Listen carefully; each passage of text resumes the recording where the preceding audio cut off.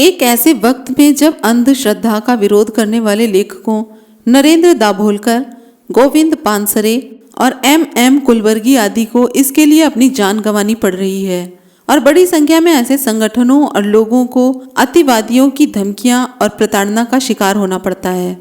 ऐसा पहले भी होता था और आज भी ऐसा हो रहा है, कुछ नहीं बदला है। जब आज के समय में इतना हो रहा है तो आप सोचिए, तो आज से करीब 5-6 दशक पहले इन कुरीतियों के खिलाफ आवाज बुलंद करने वाले रामस्वरूप वर्मा की प्रासंगिकता कितनी बढ़ जाती है। उत्तर प्रदेश के कानपुर देहात के गौरीकरण नामक गांव में एक किसान परिवार में 22 अगस्त 1923 को जन्मे रामस्वरूप वर्मा का ध्येय एक ऐसे समाज की संरचना करना था जिसमें हर कोई पूरी मानवीय गरिमा के साथ जीवन जी सके। आचार्य नरेंद्र देव और राम मनोहर लोहिया के करीबी रहे रामस्वरूप वर्मा कई बार विधायक चुने गए थे। 1967 में चौधरी चरण सिंह के मुख्यमंत्री रहने के दौरान उत्तर प्रदेश के वित्त मंत्री भी रहे।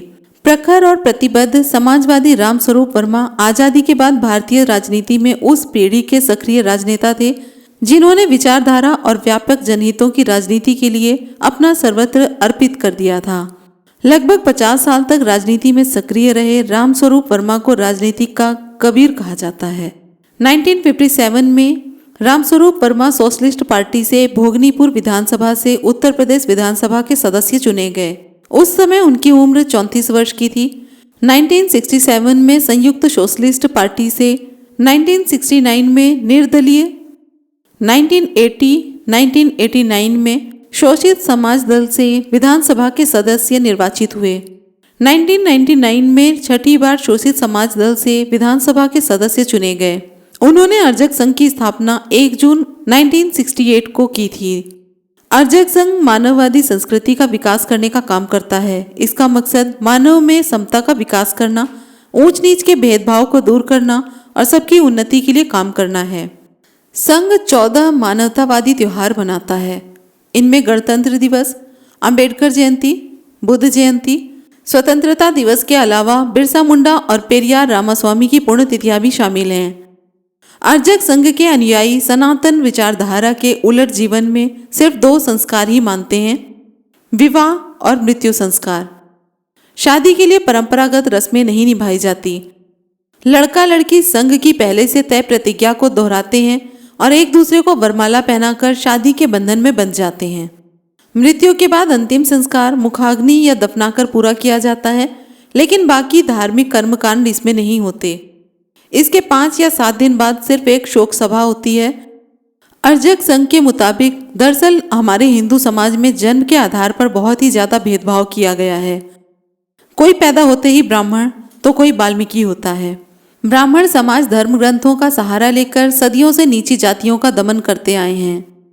उनके बारे में भाषाविद राजेंद्र प्रसाद सिंह कहते हैं, रामस्वरूप वर्मा सिर्फ राजनेता नहीं थे, बल्कि एक उच्च कोटि के दार्शनिक, चिंतक और रचनाकार भी थे। उन्होंने कई महत्वपूर्ण पुस्तकों की रचना भी की है। क्रांति क्यों और कैसे, मानववाद बनाम ब्राह्मणवाद, मानववाद प्रश्नोत्तरी, ब्राह्मणवाद महिमा क्यों और कैसे, अछूतों की समस्या और समाधान, अंबेडकर साहित्य की जप्ती और बहाली, निरादर कैसे मिटे, शोषित समाज दल का सिद्धांत, अर्जक संघ का सिद्धांत, वैवाहिक कुरीतियां और आदर्श विवाह पद्धति, आत्मा पुनर्जन्म मिथ्या, मानव समता कैसे, मनुस्मृति राष्ट्र का कलंक आदि उनकी प्रमुख रचनाएं हैं। वे कहते हैं वर्मा की अधिकांश रचनाएं ब्राह्मणवाद के खिलाफ हैं।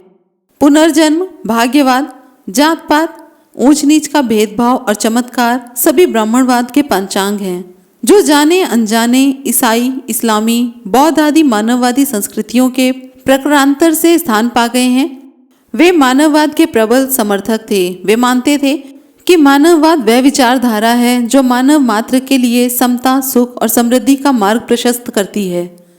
रामस्वरूप वर्मा ने अंबेडकर की पुस्तक जब्ती के खिलाफ आंदोलन भी किया था। डॉक्टर भगवान स्वरूप कटियार द्वारा संपादित किताब रामस्वरूप वर्मा व्यक्तित्व और विचार में उपेंद्र पथिक लिखते हैं, जब उत्तर प्रदेश की सरकार ने बाबा साहेब डॉक्टर भीमराव अंबेडकर द्वारा लिखित पुस्तक जाति भेद का उच्छेद और अछूत कौन पर प्रतिबंध लगा दिया, तो रामस्वरूप वर्मा ने अर्जक संघ के बैनर तले सरकार के विरुद्ध आंदोलन किया। साथ ही अर्जक संघ के नेता ललई सिंह यादव के हवाले से इस प्रतिबंध के खिलाफ इलाहाबाद हाई कोर्ट में मुकदमा दर्ज करा दिया। वर्मा जी खुद कानून के अच्छे जानकार थे। अंततः मुकदमे में जीत हुई और उन्होंने सरकार को अंबेडकर के साहित्य को सभी राजकीय पुस्तकालयों में रखने की मंजूरी दिलाई। उन्हें याद करते हुए वरिष्ठ लेखक कहते हैं, यह इस देश का दुर्भाग्य है कि इतना मौलिक विचारक और नेता अधिक दिन तक जीवित नहीं रह सका। लेकिन इससे भी बड़ा दुर्भाग्य यह है कि समाज को इतने क्रांतिकारी विचार देने वाले वर्मा को उत्तर भारत में लगभग पूरी तरह से भुला दिया गया। रामस्वरूप वर्मा ने कभी सिद्धांतों से समझौता नहीं किया।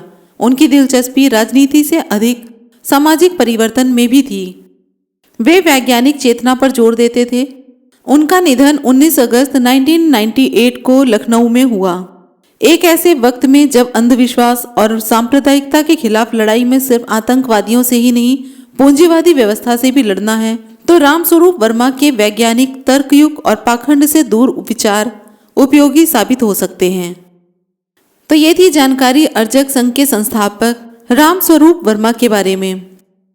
इस तरह के न जाने कितने महान व्यक्तियों के नाम दबे के दबे रह गए हैं, जिनका नाम हम जानते भी नहीं हैं, जिनमें से एक हैं रामस्वरूप वर्मा। अगर आप भी इस बात से सहमत हैं कि इन नामों को उभर कर आना चाहिए, तो आप कमेंट बॉक्स में उनके नाम लिख सकते हैं, जिस पर वीडियो बनानी चाहिए। फिर से हाजिर होंगे इसी तरह की एक और वीडियो के साथ। वीडियो अच्छी लगी हो तो लाइक, कमेंट, शेयर करना ना भूलें और हमसे जुड़े रहने के लिए और हमको प्रोत्साहित करने के लिए चैनल को सब्सक्राइब जरूर करें। फिर मिलेंगे अगले वीडियो में। जय भीम, जय भारत, जय संविधान।